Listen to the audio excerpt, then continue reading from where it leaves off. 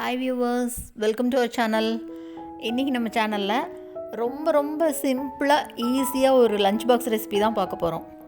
இதை விட ஈஸியாக ஒரு லஞ்ச் பாக்ஸ் ரெசிபி இருக்கவே இருக்காதுங்க. கேப்சிகம் ரைஸ் சாதம் மட்டும் வடித்து ரெடியாக இருந்ததுன்னா போதும், 5 நிமிஷம் கூட அதிகம், அவ்வளோ சீக்கிரமாக பண்ணிடலாம். இந்த ரெசிபி எப்படி பண்ணுறதுன்னு பார்க்குறதுக்கு முன்னால் நம்ம சேனல் இன்னும் சப்ஸ்கிரைப் பண்ணலைன்னா கண்டிப்பாக சப்ஸ்கிரைப் பண்ணிடுங்க. கூடவே பக்கத்தில் இருக்கிற பெல் பட்டனையும் தட்டி விட்டுருங்க. ஸோ நான் போடுற வீடியோ எல்லாமே உடனுக்குடனே நோட்டிஃபிகேஷனாக வந்துடும். வாங்க எப்படி பண்ணுறதுன்னு பார்க்கலாம். ஒரு வாணலியில் 2 ஸ்பூன் அளவுக்கு எண்ணெய் சேர்த்துக்கிறேன். எண்ணெய் நல்லா சூடானோடனே இப்போ 1/2 டீஸ்பூன் அளவு சீரகம் சேர்த்துக்கலாம். சீரகம் நல்லா பொரியட்டும். சீரகம் பொரிஞ்ச உடனே இப்போது கேப்சிகம் அரைவாசி மட்டும் எடுத்திருக்கேன். எனக்கு கொஞ்சம் சாதம் கலந்தால் போதும், அதனால் அரைவாசி மட்டும் எடுத்திருக்கேன்.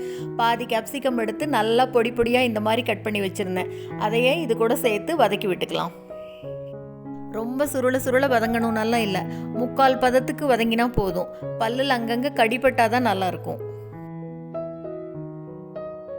குடமிளகா அப்படி கலர் மாறி வதங்கி இருக்கு பாருங்க, இந்த அளவுக்கு வதங்கினா போதும். இப்போ இது கூட கொஞ்சமாக மஞ்சள் தூள் சேர்த்துட்டு, இந்த சாதத்துக்கு தேவையான அளவு உப்பு சேர்த்துட்டு, கூடவே 1/2 டீஸ்பூன் அளவு சாம்பார் தூள் சேர்த்துக்கலாம். இப்போ எல்லாத்தையும் மறுபடியும் நல்லா வதக்கி விடணும்.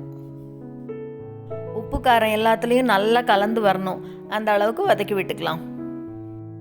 இப்போ இது கூட நல்லா உதிரியாக வடித்து வச்சுருக்கிற சாதத்தை சேர்த்துக்கலாம். நான் 1/2 கப் அளவு சாதம் மட்டும் சேர்த்துக்கிறேன். சாதம் கொஞ்சம் கூடவே வேணும்னா ஒரு முழு கேப்சிகம் போட்டுட்டு சாம்பார் தூளையும் கொஞ்சம் கூட சேர்த்து போட்டுட்டு கலந்துக்கலாம். இப்போ சாதம் உடையாமல் அப்படியே நல்லா மெதுவாக கலந்து விடணும். அவ்வளோதாங்க, எவ்வளோ ஈஸியாக ஒரு லஞ்ச் பாக்ஸ் ரெசிபி ரெடி ஆயிடுச்சு பாருங்கள். இப்போ இது மேலே அப்படியே பொடியாக கட் பண்ண கொத்தமல்லி தலையை கொஞ்சமாக தூவி விட்டுக்கலாம். எவ்வளோ சுலபமாக ஒரு லஞ்ச் பாக்ஸ் ரெசிபி ரெடி பண்ணியாச்சு பாருங்கள்.